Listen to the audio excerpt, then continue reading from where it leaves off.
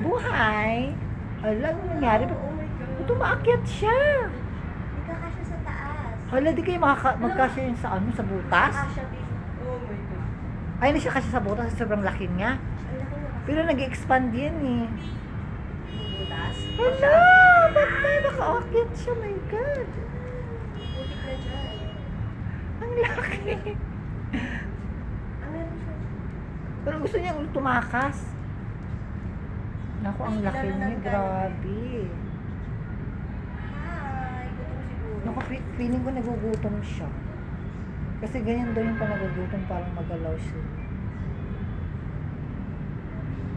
Lago, parang ikaw ata ang girl, ang ano, gustong kainin. Huwag ako, hindi ako masaya. Hala, ang laki niya. Oh my God.